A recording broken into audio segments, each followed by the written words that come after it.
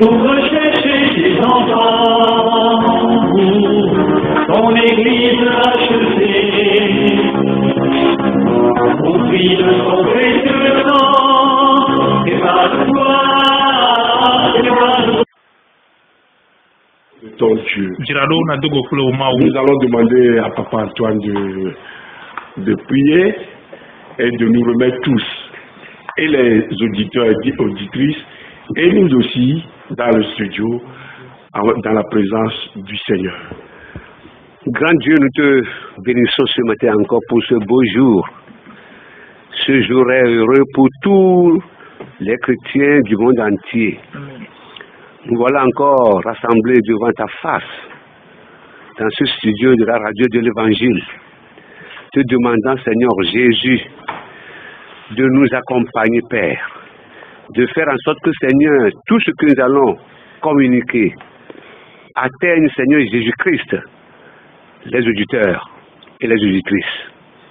Grand Dieu, nous voulons que tu sois une source de bénédiction pour tous ces gens-là qui vont capter la radio ce matin, pour avoir de riches paroles de bénédiction. Seigneur, l'équipe, la mettons entre tes mains, afin que tu nous diriges par ton Esprit Saint. L'orateur principal, Seigneur, du jour, nous te demandons de l'accompagner également par la puissance de l'Esprit Saint, afin que tout ce qu'il va dire glorifie ton nom et que les auditeurs soient nourris par cette parole. Seigneur, merci pour avoir encore béni l'interprète que tu utiliseras ce matin pour pouvoir l'interpréter. Car nous savons que l'interprétation était difficile. Oh mon Dieu, mon Rédempteur, un lieu de ton Esprit Saint, afin qu'ensemble, après l'émission, que nous puissions dire gloire à toi, l'Éternel des armées. Tout ceci, nous te le demandons dans le nom puissant de Jésus-Christ. Amen. Amen. Amen. Le combat de la foi pour le triomphe de la vérité continue. La joie de l'Éternel est notre force. Jean 4, verset 23. Mais l'heure vient et elle est déjà venue où les vrais adorateurs adoreront le Père en esprit et en vérité.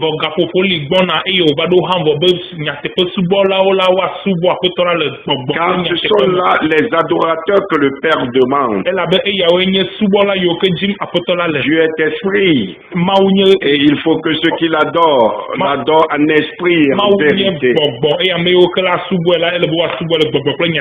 Amen. Amen. Chers amis auditeurs, auditrices de l'émission, prépare-toi à la rencontre de ton Dieu. Nous vous saluons dans le merveilleux et précieux nom de notre Seigneur et Sauveur Jésus-Christ. Il est merveilleux.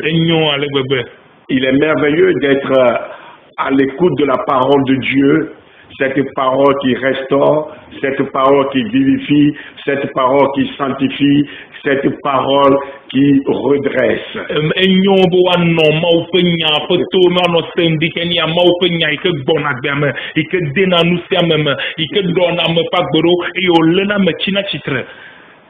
Par elle, nous avons la vie. Elle est esprit et vie. Alléluia. Amen. Elle accomplira son effet encore ce matin. Quelqu'un sera encore béni ce matin. Quelqu'un sera encore édifié ce matin. Quelqu'un sera encore affermi dans sa foi ce matin. Quelqu'un sera encore relevé ce matin. Au nom de notre Seigneur Jésus-Christ, à travers sa parole.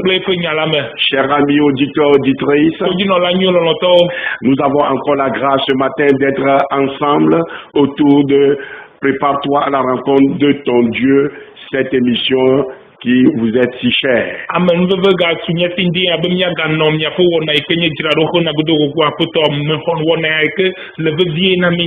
Aujourd'hui, comme je l'avais annoncé précédemment, c'est-à-dire lors de notre dernière rencontre, nous allons commencer une série d'enseignements sur la vraie adoration. Voilà.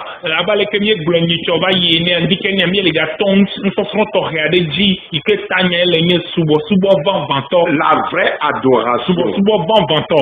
D'abord, quel est le sens du mot adoration? Parce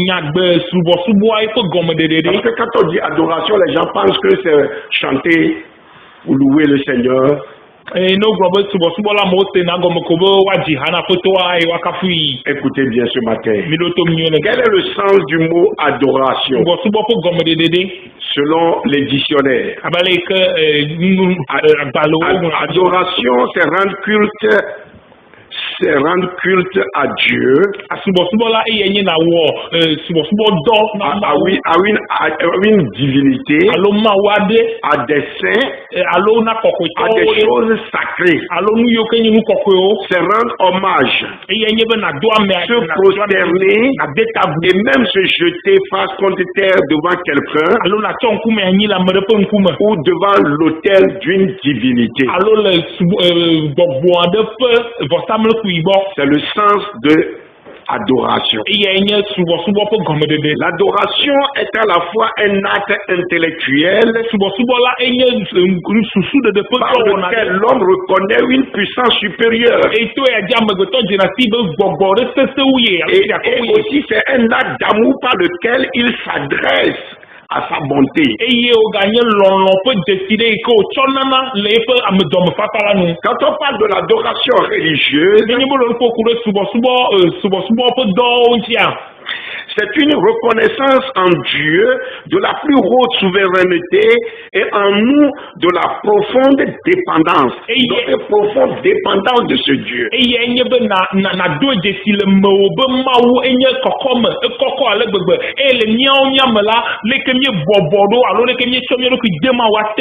Dans le mot adoration, nous avons l'amour passionné, la foi et la soumission respectueuse. Dans le mot foi, nous avons dévotion qui veut dire attachement sincère et fervent à la religion. À ses pratiques et aux choses religieuses. Nous avons également le mot vénération qui est une affection et un respect pour le sacré.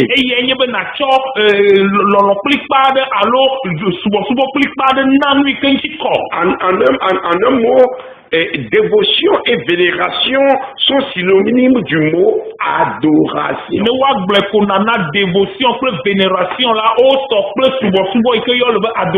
C'est pour vous dire que certains disent non, nous n'adorons pas, nous vénérons. Quand vous vénérez, cela veut dire que vous adorez.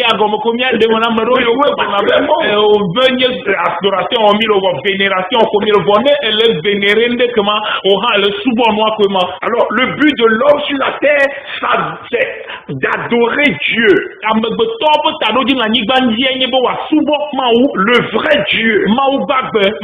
Connaître le vrai Dieu et l'adorer. Donc, il y a plusieurs formes d'adoration.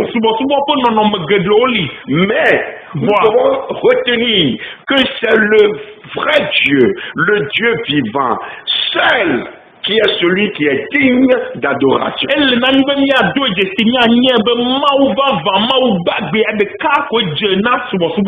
Je répète, le Dieu vivant, le Créateur, le Dieu tout-puissant, c'est lui seul qui est digne de recevoir notre adoration. Le Seigneur Jésus l'a clairement signifié au diable tentateur. Dans Matthieu 4, verset 10.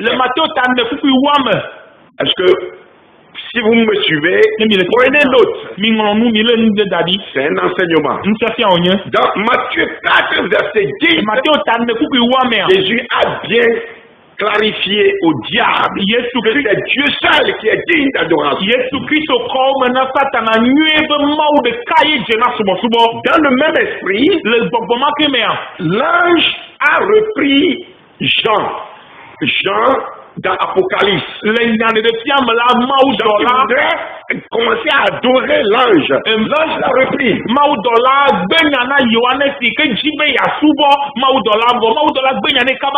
Vous avez cela dans Apocalypse 19, verset 10.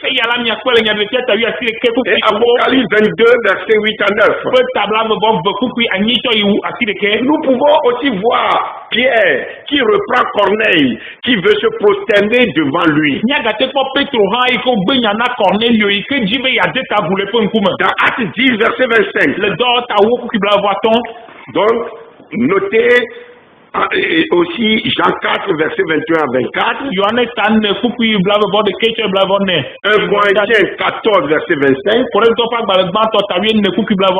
Apocalypse 4, verset 10.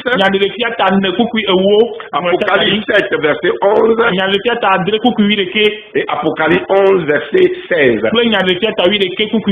Et là, c'est clair là-bas que c'est Dieu seul. Le Dieu que nous ne voyons pas. Ce n'est pas une mode de terre. Ce n'est pas un caillou, ce n'est pas un bois. Ce n'est pas une rivière. Ce n'est pas un ange. Mais puisque Jésus-Christ est Dieu, il accepte. Puisque Jésus-Christ, je n'ai pas dit Jésus-Christ aussi. J'ai dit, puisque Jésus est Dieu. Il y a une différence. Puisque Jésus-Christ est Dieu, il accepte que les hommes l'adorent et se prosternent devant lui. Vous pouvez voir cela dans Matthieu 2, verset 2, verset 8, verset 11, Matthieu 8, verset 2, Matthieu 9, verset 18, Matthieu 14, verset 33, Matthieu 15, verset 25, Matthieu 20, verset 20, Matthieu 28, verset 9 et 17. Également, c'est clair dans Hébreux 1, verset 6. Donc, à la fin de notre, je crois que avant même de finir cet enseignement, nous allons revenir sur cet aspect. Il est dit dans la Bible que toute la création adore Dieu. Donc si toi tu n'adores pas le vrai Dieu, tant pis pour toi. Je répète, il est dit dans la Bible que toute la création adore le vrai Dieu. Les hommes l'adorent. Le peuple d'Israël. Psaume 95, verset 6 à 7. Psaume 99, verset 9. Nous avons aussi David. Dans 2 Samuel 6, verset 14. Il est question des 4 vieillards de l'Apocalypse. Dans Apocalypse 4, verset 10. Les anges adorent Dieu. Apocalypse 7, verset 11. Nous avons les séraphins qui adorent Dieu. Ce sont les anges aussi. Ésaïe 6, verset 2 à 3. Les dieux étrangers. Psaume 97, verset 7. Les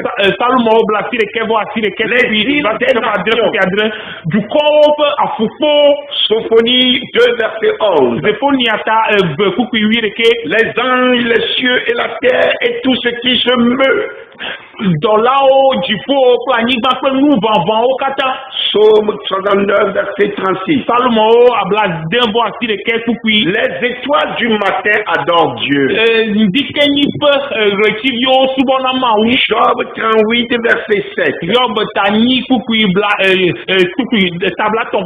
Nous avons vu grosso modo ce que c'est que l'adoration. Qu'est-ce que la vraie adoration? La vraie adoration. Écoutez bien, nous allons arriver à mettre une différence entre ce qui se passait dans l'ancienne alliance et ce qui se passe dans la nouvelle alliance.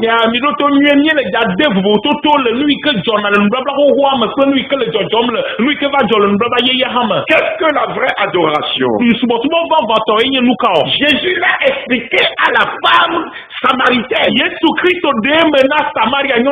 Vous vous souvenez lorsqu'il a rencontré auprès du puits de Jacob? Dans Jean 4, au verset 21, Jésus lui dit, femme, crois-moi, l'heure vient où on ne sera plus ni sur cette montagne, ni à Jérusalem, que vous adorerez le Père. Et au verset 23, il dit, mais l'heure vient, et elle est déjà venue,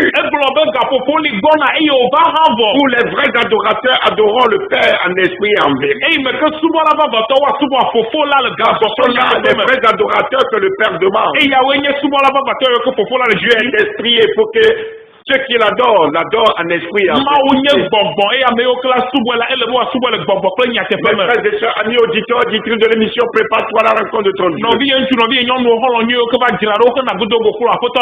Jésus qui se présente comme étant le Messie, le vrai Messie, introduit alors un changement dans l'adoration.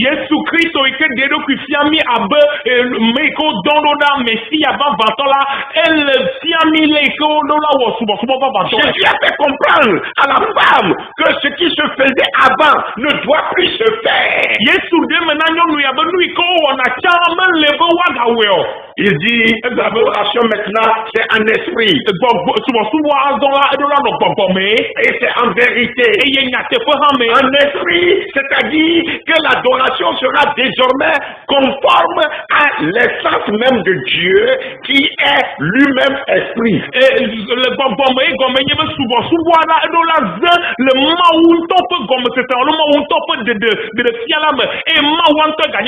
Ce qui veut dire que l'adoration ne sera plus charnel, terrestre, limité dans le temps et dans l'espace.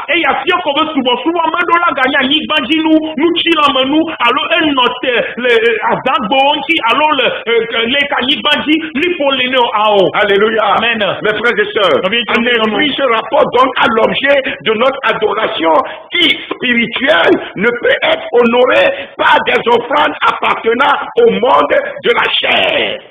Au monde, c'est-à-dire que l'adoration aujourd'hui et ne peut ce qui doit être l'objet de notre adoration aujourd'hui, c'est d'abord le spirituel. Donc on ne peut pas honorer le spirituel par des offrandes appartenant au monde de la chair.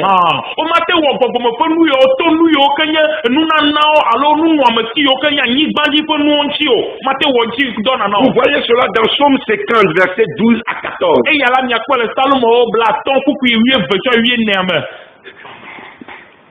C'est pour vous dire que Dieu n'a besoin de quoi que ce soit.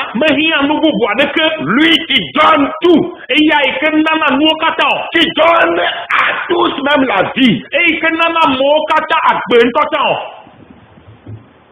Dieu a-t-il besoin de ton argent comme adoration?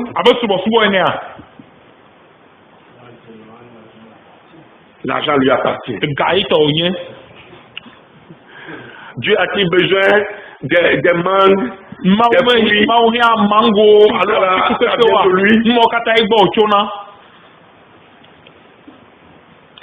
Notez Actes 17, verset 20. Élisez cela. En esprit et en vérité. En vérité, c'est-à-dire que l'adoration exprimera désormais non seulement la réalité essentielle de Dieu, mais aussi un état de conscience de l'adorateur qui va se régler de façon la plus sincère sur la volonté de l'Éternel de Dieu. Je dis la vérité, cela veut dire que l'adoration va exprimer désormais non seulement la réalité essentielle de Dieu, mais aussi ça va exprimer un état de conscience de l'adorateur qui cet état de conscience va se régler de façon la plus sincère sur la volonté de Dieu.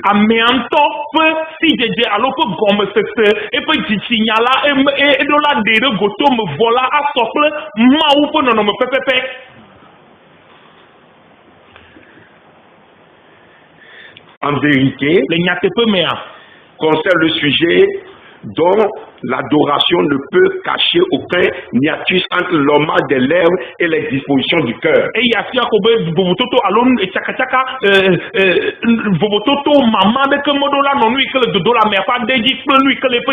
Alléluia. Amen. Tu as bien expliqué. Amen.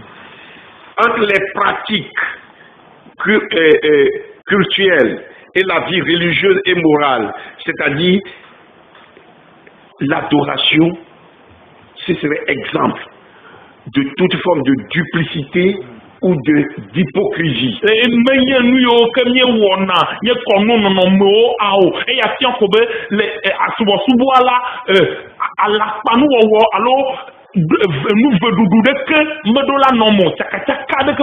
Quand vous entendez la vérité, cela veut dire sincère, la sincérité. Mes frères et sœurs, mais est-ce que vous savez que la vérité rime toujours avec la foi? On peut même dire que la vérité, c'est ça qui fait naître la foi. Et la foi n'a de base solide que dans la vérité.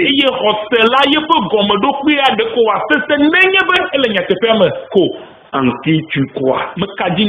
En quoi tu crois? Il faut que ta foi soit fondée sur la vérité. Vérité et foi égale fermeté. Et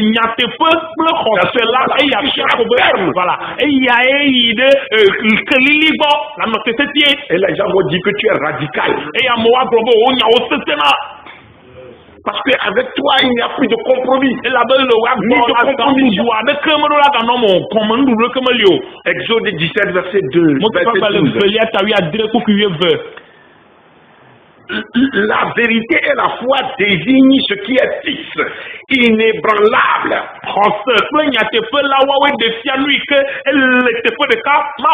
Immuable. Ce qu'on ne peut pas changer. D'où le sens moral.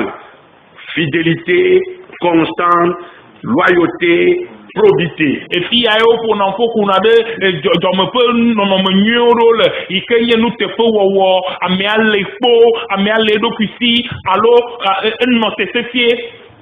Deutéronome 32, verset 4. Proverbe 28, verset 20. Donc, ces qualités que je viens de citer font naître au cœur de celui qui les rencontre un sentiment de confiance, un sentiment de sécurité.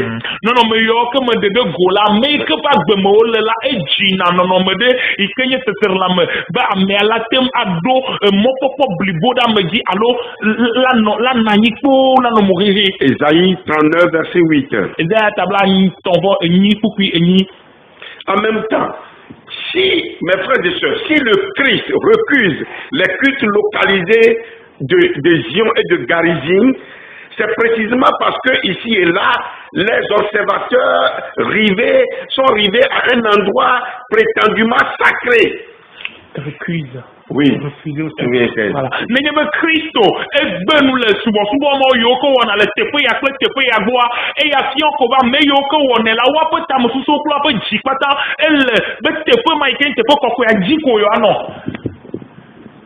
Il pense que c'est là seulement qu'on peut trouver Dieu. Alors, en faisant ça, il paralyse l'adoration en esprit et en vérité que Dieu veut. Dieu qui est esprit. Et non, le ya womla o le plibo somba na subo le bongo ko ya te po me ka foto le jiji ike ma wo to jibe no nana. Alors quand il faut cela, le ya oma se déroulent donc des pratiques automatiques qui sont dénuées de vie interne, qui sont dénuées de vérité. Et y a là-bas où on est beau, on a non alors pour des dodo yo comme akbemelo, akbe ikono no me akbe de kantom le noamo. Ouais. C'est pourquoi Jésus dit, maintenant là, il est venu pour amener la vraie adoration. Sur cette montagne-là, Garizine et choses là, on ne va plus adorer de cette façon. Et yanti Jésus Christ obé va plus souvent va là le to ma dit Garizi peut tout mo dila on peut tout dila on maga wo souvent ma. Mes frères et sœurs, comment se faisait alors l'adoration? De que souvent no fimando ça va yo. Cela nous amène dans le jardin d'Éden. À la chute de l'homme, nous voyons Dieu pour la première fois sacrifier un agneau qui préfigurait déjà le sacrifice suprême que Jésus allait plus tard faire pour le salut de l'humanité.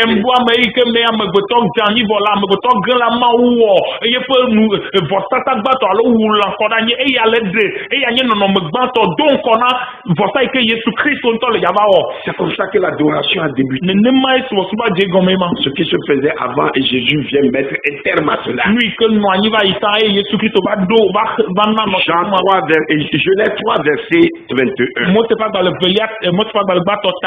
Donc, Dieu lui-même a sacrifié, nous voyons ici, un agneau. Et cet agneau préfigurait le sacrifice suprême de Jésus-Christ. Et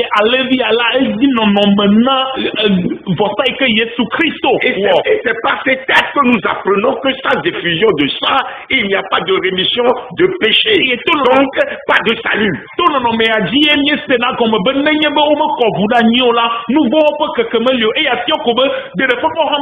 Hébreux 9, verset 22.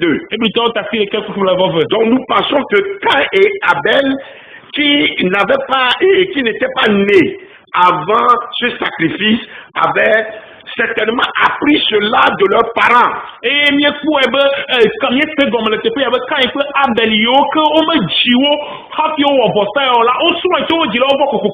que c'est la raison pour laquelle c'est notre avis ou bien ce que nous croyons. Que c'est la raison pour laquelle Abel, comme hommage à Dieu, comme adoration à Dieu, avait offert en sacrifice une brebis à l'Éternel.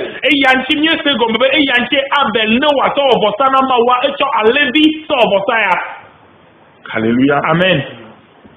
Parce que Dieu l'avait fait. Et ses parents lui ont enseigné cela. Quant à Caïn, il donne l'exemple de la première mauvaise adoration. En offrant à Dieu les produits de son champ. Genèse 4, verset 4. Donc aujourd'hui, les gens font de mauvaises adorations. Alors suivez-nous bien. Nous sommes en train de parler de la vraie adoration. Nous lisons, l'Éternel porta un regard favorable sur Abel et sur son offrande.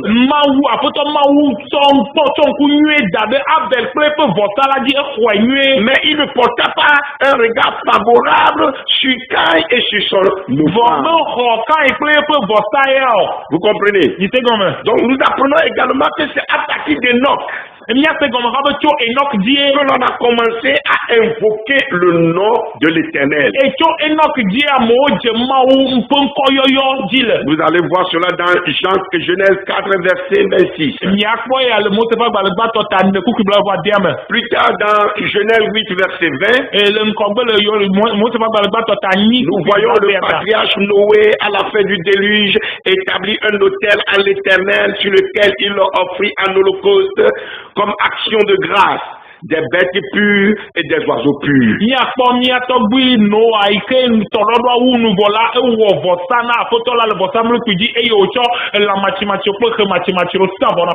L'effusion de sang.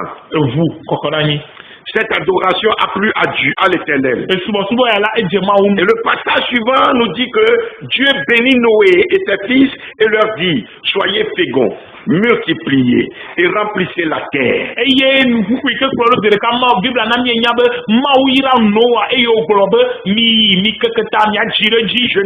Genèse 9, verset 1. Ce qui veut dire que celui qui fait la vraie adoration rentre automatiquement dans la bénédiction de Dieu. Alléluia. Amen. Satan. Oh, le Saint de Dieu. Le grand faussaire.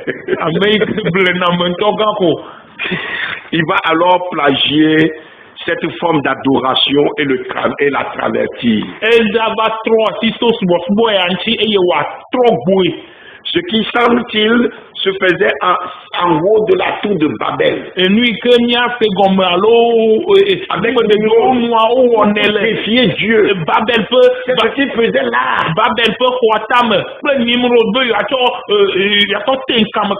Et nous voyons la tour fut détruite. Et les habitants dispersés à la surface de la terre avec de multiples langues. Genèse 11. Alors, puis nous allons assister à une alliance entre Dieu et un autre patriarche.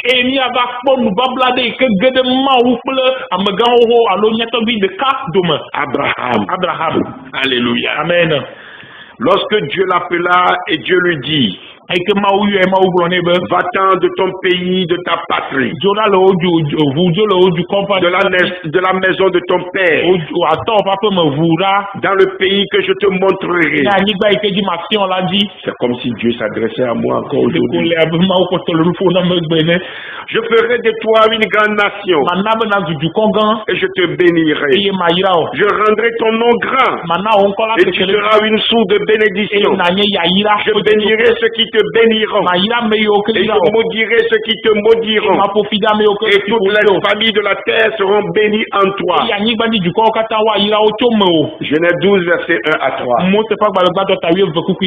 Mes frères et sœurs, dans la foi, dans son périple, si nous lisons Genèse 12, verset 7 à 8, jusqu'à Genèse 13, et 4, 18 et suivant,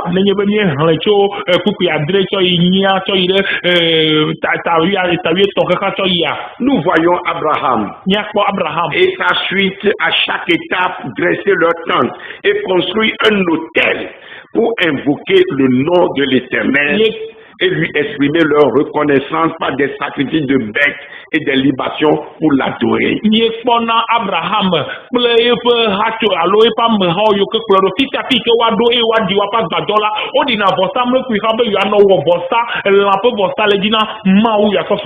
Et c'était des sacrifices de bonne odeur à l'Éternel. Mes frères et sœurs, c'est très intéressant cette histoire. Lisez votre Bible et demandez au Saint-Esprit de vous aider à comprendre la Bible. C'est mieux que de regarder chaque soir des feuilletons brésiliens ou bien d'être sur WhatsApp et échanger soit des civilités ou des conneries.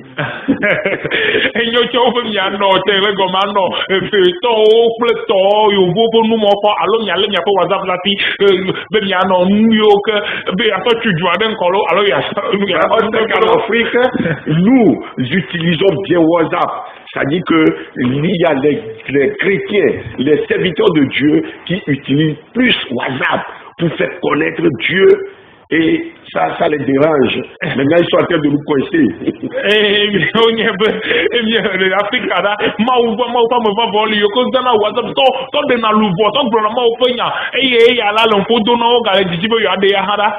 Lorsqu'Abraham eut 2 fils, l'un Ismaël de l'esclave Agar la domestique, plus tard l'autre Isaac, le fils de la promesse, qui est venu de Sarah, sa femme légitime, Dieu le bénisse. Alléluia. Amen. Dieu le mit donc à l'épreuve en lui demandant de lui offrir en holocauste cet unique fils. Je parle du fils promis. Ce fils promis pour lequel il avait tant soupiré durant de longues années avant de l'avoir. Dieu lui dit de lui offrir ce fils. En ce moment, Agar et Ismaël ont déjà été chassés vers un pays lointain. Pour ma part, je pense qu'Abraham connaissait déjà le sacrifice humain.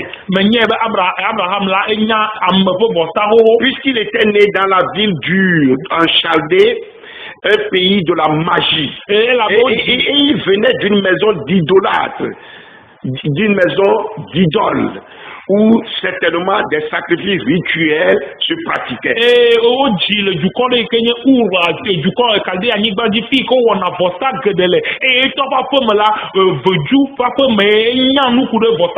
Donc vous voyez, quand Dieu a enlevé Abraham de sa maison familiale,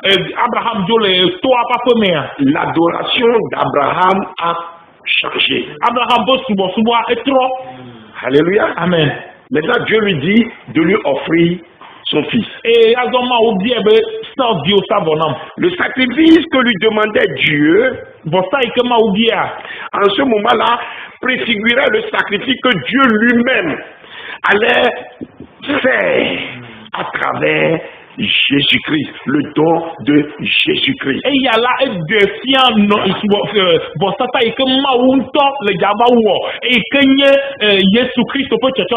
Ce sacrifice, c'était l'ombre de ce qui s'est passé à Golgotha, mes frères et sœurs.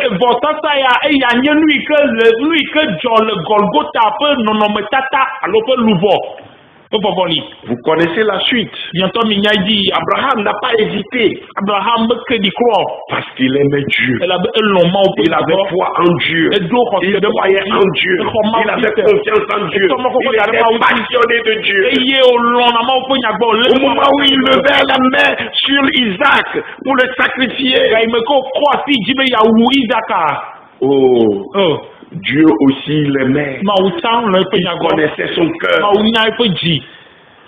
Dieu l'interrompit et substitua à son fils un bélier. Genèse 22, verset 1 à 14.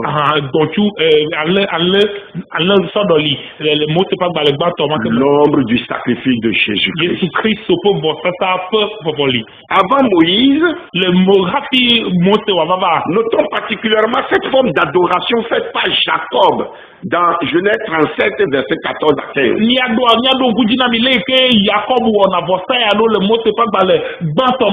Mes chers amis, nous sommes en train de parler des formes d'adoration qui existaient avant Jésus-Christ. Dans l'ancienne alliance. Donc on lit Genèse 35 verset 14 à 15. Et Jacob dressa un monument dans le lieu où Dieu lui avait parlé. Un monument de pierre sur lequel il fit une libation et versa de l'huile. Jacob donna le nom de Bethel au lieu où Dieu lui avait parlé. C'était également une vraie adoration. Aujourd'hui, est-ce que quelqu'un peut imiter cela? Oh, si tu le fais, tu tombes sous le coup de l'idolâtrie. Va poser une pierre chez toi. Et le pasteur là va te donner l'huile d'onction. Mais quelqu'un a acheté un bloc de granit à 150 000 dans une église. Qu'il avait déposé chez lui. Il a acheté ça dans une église. Il m'a amené la pierre là. Et j'ai dit, ça c'est l'idole. C'est l'idole dans ta maison.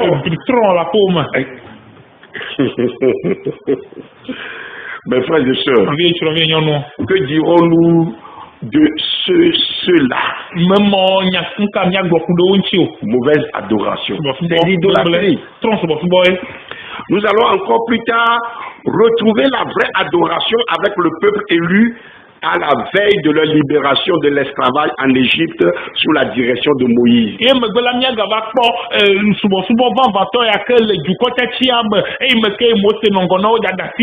Cette nuit-là, sur recommandation de l'Éternel, Moïse ordonna à tous les Hébreux de sacrifier un agneau sans défaut, mâle, âgé d'un an, et d'asperger de son sang les deux poteaux et les linteaux de la maison où la viande sera mangée.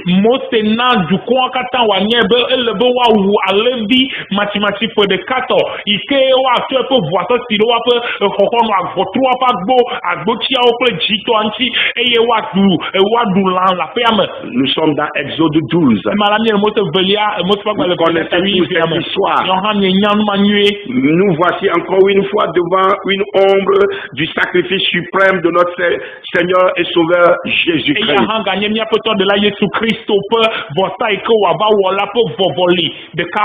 En règle générale, mes frères et sœurs, sauf quelques exceptions près, l'adoration concerne la collectivité ou bien l'assemblée.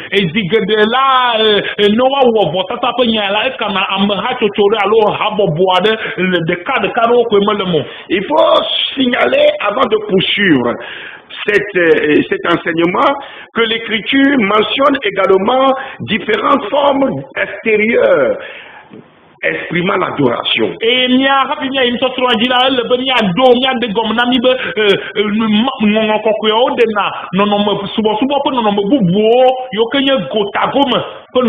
S'agenouiller, adorer Dieu. Genèse 41 verset 43. Genèse 43 verset 26. Nous voyons aussi ôter ses sandales pour adorer Dieu. Et Exode 3 verset 5. Josué 5 verset 15. Nous voyons aussi embrasser.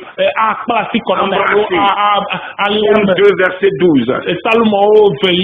Job 31 verset 26 à 28. Luc 7 verset 38.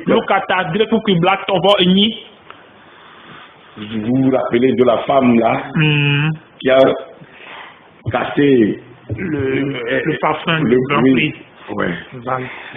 À la sortie d'Égypte, mes frères et sœurs, quand les Hébreux se dirigeaient vers la terre de Canaan, la terre promise,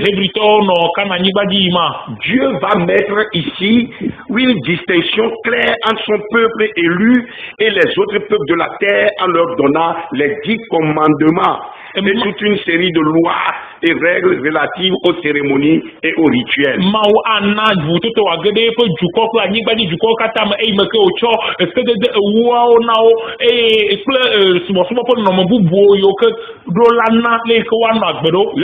Ces lois concernent aussi son adoration et l'organisation de la vie sociale, culturelle, économique et politique.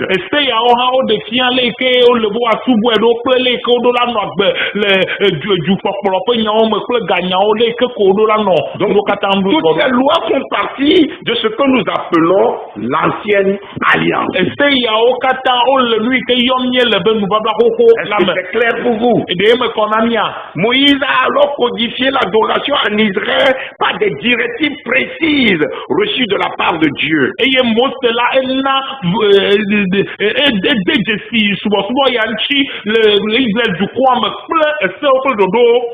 D'abord au sujet du lieu de l'adoration. 2. Ensuite, des personnes qui doivent présenter l'adoration. Je veux parler de la prêtrise d'Aaron. 3. Des temps et des saisons liturgiques. Et 4. La manière d'adorer Dieu.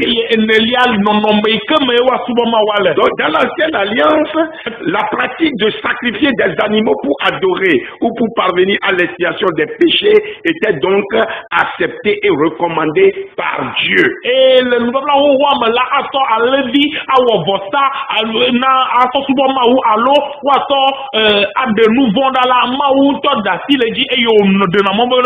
c'était des sacrifices parfaits.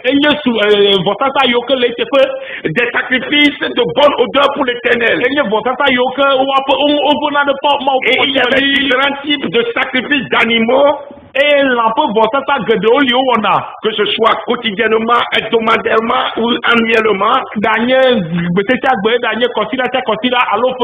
ainsi que des sacrifices sabbatiques.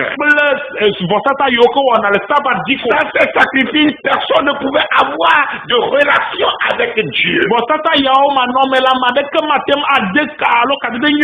Même pas les sacrificateurs que Dieu a établis. Donc, comme nous l'avons vu, Dieu acceptait que cet adorateur lui bâtisse des autels, un lieu de rencontre et de communion avec lui.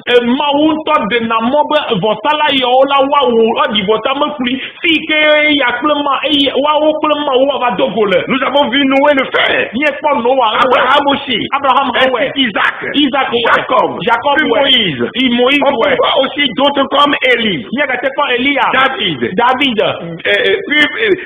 Puis bien après, Samuel aussi l'a fait. Il est donc important de comprendre cette manière d'adorer était exclusivement réservée à Dieu. Mais frères et sœurs, mais comme nous l'avons vu, Satan a copié et a travesti très vicieux moyen de communication ou de communion des anciens d'Israël avec Dieu.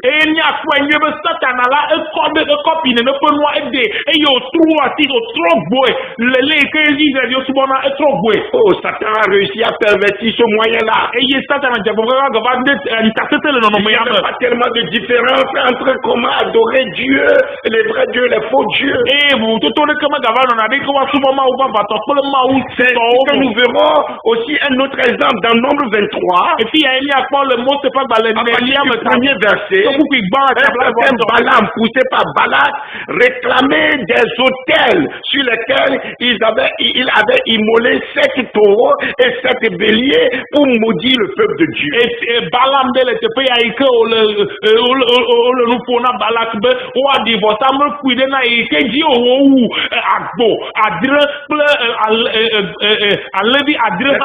croyez-vous que c'est un autel dressé pour Dieu? Mais c'est un autel dressé pour Satan.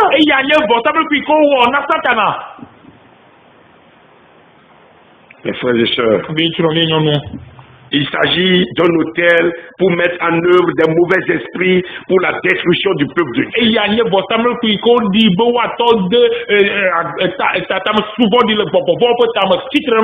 Tout cela est écrit dans la parole de Dieu pour notre instruction. Aujourd'hui, il faut que cela soit bien clair à tout le monde. Dieu n'agrée plus cette forme d'adoration. partir du moment où quelqu'un se tient à un endroit pour faire des sacrifices, eh bien, il ouvre la porte à une relation avec des esprits impurs et tombe sous le coup de l'idolâtrie.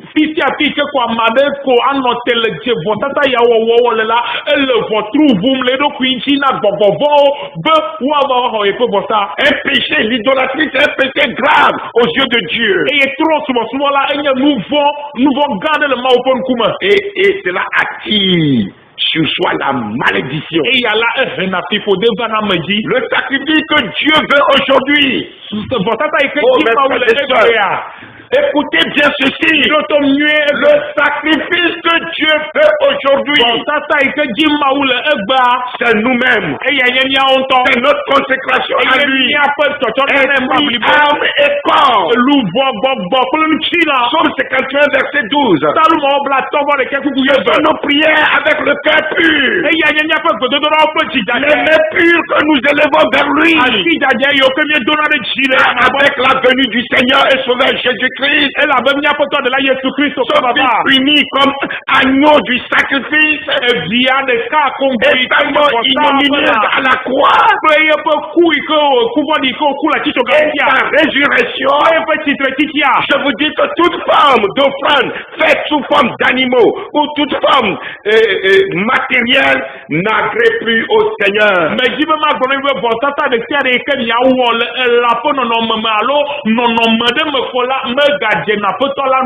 Cela devient une abomination. Abomination. Ainsi, dans Hébreux 9, verset 11 à 14, nous lisons, mais Christ est venu comme souverain sacrificateur des biens à venir. Il a traversé le tabernacle plus grand et plus parfait qui n'est pas construit de main d'homme.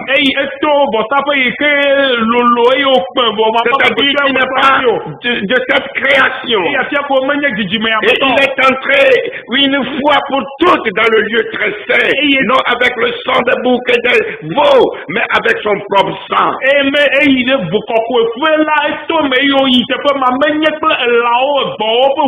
Ayant obtenu une rédemption éternelle.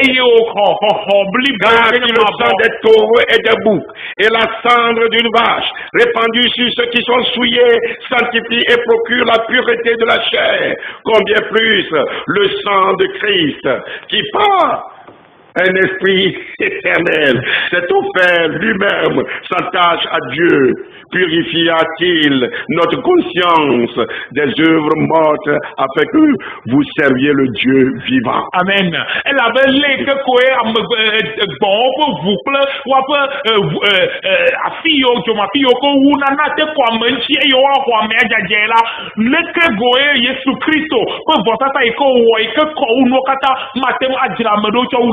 il n'y a plus pour ceux de la nouvelle alliance que nous sommes d'autels matériels à installer.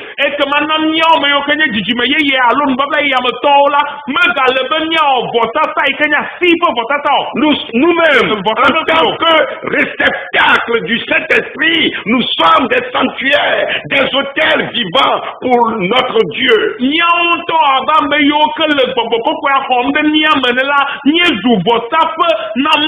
Le Dieu vivant est trois fois saint. Vous pouvez voir cela dans 1 Corinthiens 3, verset 16 à 17. C'est-à-dire que nous sommes devenus le temple du Saint-Esprit. Et comme nous l'enseigne par ailleurs la parole de Dieu dans 1 Pierre 2, à partir du verset 4, nous sommes des pierres vivantes pour constituer pour le Seigneur une maison spirituelle, un autel vivant. Et Dieu nous considère comme tel.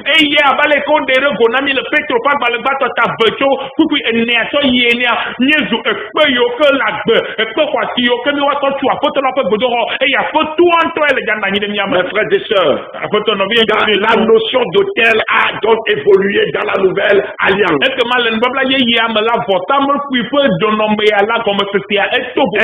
Quiconque aujourd'hui continue d'offrir des sacrifices à des points précis en utilisant des animaux animaux ou toute forme de créature ou matière en quelque nature que ce soit, les offre non pas à Dieu, mais à des esprits qui ne sont pas de Dieu.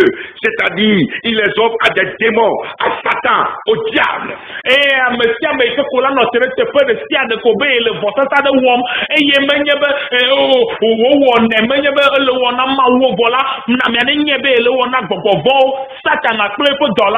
Écoutez, Dieu a horreur de l'idolâtrie. Dieu a horreur de l'idolâtrie. Selon 1 Timothée 2, verset 5 à 6. Et Jean 14, verset 6. Toute forme d'adoration vouée à une autre divinité que Dieu le Créateur et qui n'est pas rendue par Jésus-Christ constitue une idolâtrie.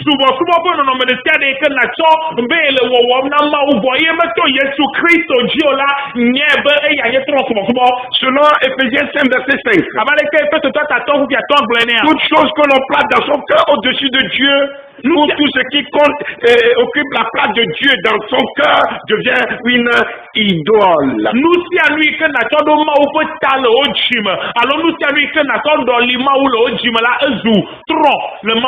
On lui voue une adoration sans s'en rendre compte. Cela peut être un bien matériel.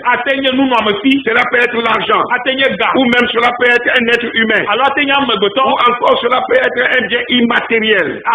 Ton emploi ou bien le pouvoir qu'on a.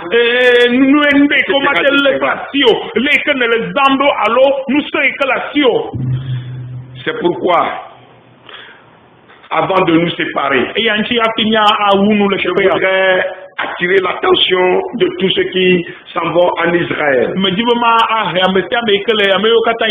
vont prier devant les murs de lamentation.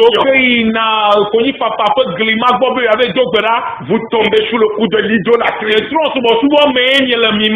En dehors de la déclaration de Jésus selon laquelle on n'adorera plus seulement Dieu, ni sur cette montagne, ni à Jérusalem, Jésus va provoquer une phrase, va prononcer plutôt une phrase terrible qui sonne comme une malédiction sur le splendide temple de Jérusalem.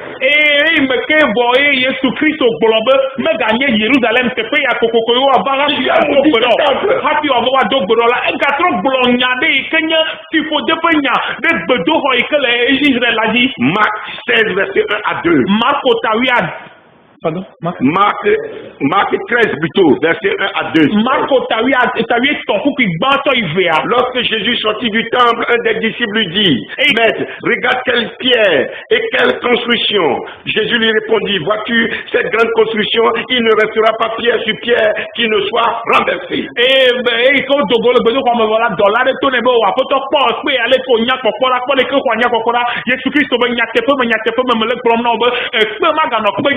Vous avez compris? Jésus, quand il a amené la nouvelle adoration, la vraie adoration, en inaugurant la nouvelle alliance,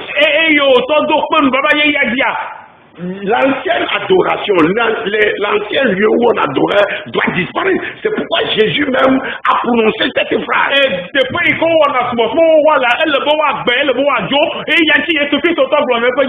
Ça ne doit plus exister.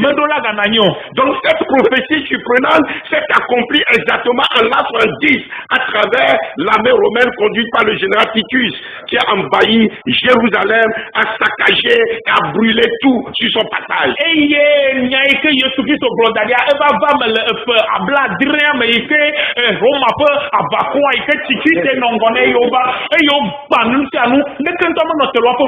Le majestueux temple de Salomon, reconstruit par Hérode, fut complètement détruit.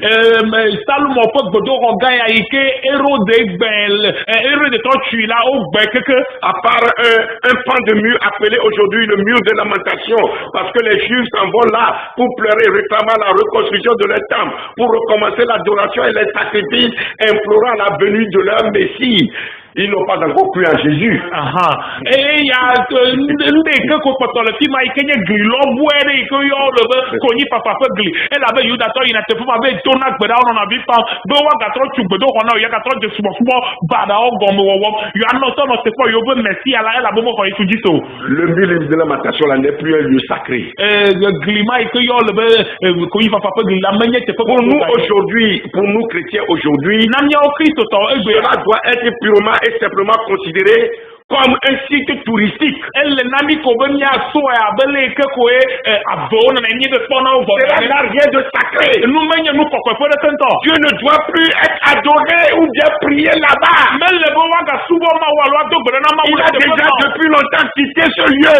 Se rendre là-bas, prier devant le mur de lamentation comme les Juifs le font encore aujourd'hui en introduisant dans les fentes un bout de papier de requête est une désobéissance à la parole de Christ. C'est une rébellion. C'est une forme d'idolâtrie.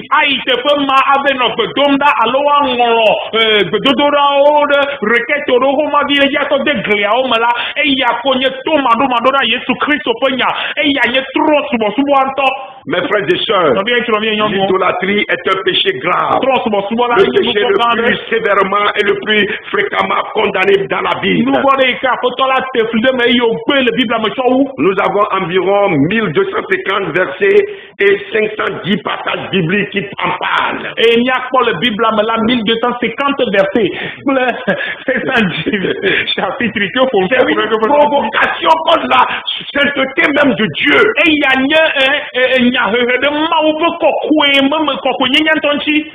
mes frères et sœurs, à cause du temps, je vais m'arrêter là pour mettre en garde ceux qui effectuent le voyage en Israël. Pour aller prier devant les murs de lamentation. Ils doivent se repentir.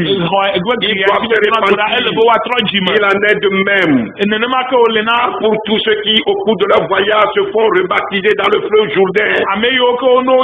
Le prenant pour un peuple sacré. Ainsi que tous ceux qui vendent ou achètent comme une chose sacrée dotée d'un pouvoir quelconque, du sable, de l'eau, de l'huile d'olive provenant d'Israël, ou supposé comme tel de la boue provenant du Jourdain, de la piscine de Bethesda, je ne sais quoi. C'est de l'idolâtrie. Débarrassez-vous de ces choses. Vous êtes pour la malédiction.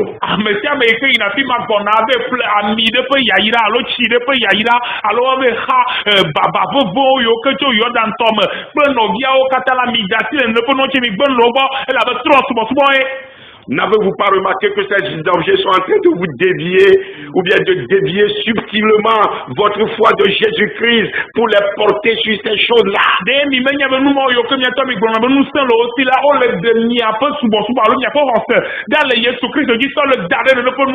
Je termine par Jérémie 6, verset 16. Ainsi parle l'Éternel. Placez-vous sur les chemins. Regardez et demandez quels sont les anciens champs sentiers. Quelle est la bonne voie? Marchez et vous trouverez le repos de vos âmes. Pour nos disciples de Christ, ces anciens sentiers sont ceux de notre Maître, le Christ Jésus. Et des hommes qu'il a appelés et qui ont suivi par la foi de ses apôtres. Ce sont eux les fondements de notre foi. Prenons garde de ne pas bâtir sur d'autres bases. Je n'ai qu'en étant vraiment attentif à leur voix, à la voix de Jésus-Christ et des apôtres, que nous marcherons réellement dans la nouvelle alliance. Que le Seigneur vous bénisse. Pasteur Péchou. L'heure est venue où les vrais adorateurs doivent adorer le Père en esprit et en vérité. Seigneur, délivre-nous de toute fausse adoration. Nous avons été habitués par des adorations anciennes, des pratiques idolâtres. Et nous les avons gardées, nous les avons amenées dans ton temple. c'est avec difficulté que nous arrivons à nous en débarrasser. Mais Seigneur, nous reconnaissons ce matin devant ta parole notre faille. Et nous prions pour ton Église. Nous prions que tout ce qui n'est pas propre à toi soit dégagé de ton Église. Nous ne voulons pas être sous le coup d'un jugement, de malédiction. Oh Seigneur, aide-nous à t'adorer en esprit et en vérité. Seigneur, aide un auditeur, une auditrice ce matin à se débarrasser de ces pierres, de ces huiles cachées, Seigneur, de ces matériaux, Seigneur, afin, oh Dieu, de s'attacher uniquement à toi. Tu es présent, tu es esprit, Seigneur. Que nous puissions le comprendre que tu es là, Seigneur. Tu es omniprésent, tu es là dans cette maison. Oh, que nous ne puissions pas recourir, Seigneur, au rituel qui est vide, Seigneur. Oh Seigneur, aide-nous à nous accrocher de façon intime à toi. Oh oui, Seigneur, que les auditeurs, les auditrices, oh Seigneur, puissent cerner ce que l'Esprit dit au sein. Oh merci Seigneur de ce que tu l'as fait ce matin. Sois glorifié ce matin. Sois loué ce matin pour l'église ici au Togo, pour le réveil qui vient, Seigneur, au nom puissant de Jésus. Amen. Amen. Amen. Amen. Soyez bénis ce matin et nous vous donnons rendez-vous sur la semaine prochaine. Que le Seigneur vous bénisse. Shalom, shalom. Shalom. Amen. Amen. Pourquoi Dieu a-t-il décidé d'introduire un changement dans l'adoration? Dans l'adoration. Voilà. Nous le verrons la semaine prochaine. Au nom de Jésus. Amen. Amen.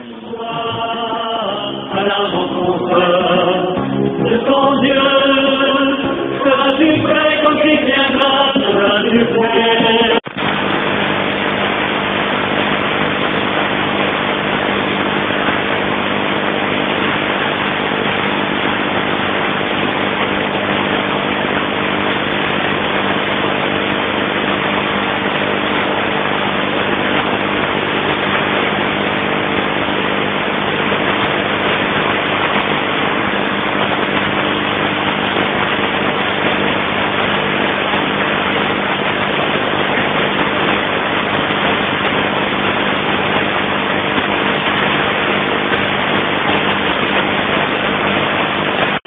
Devant toi.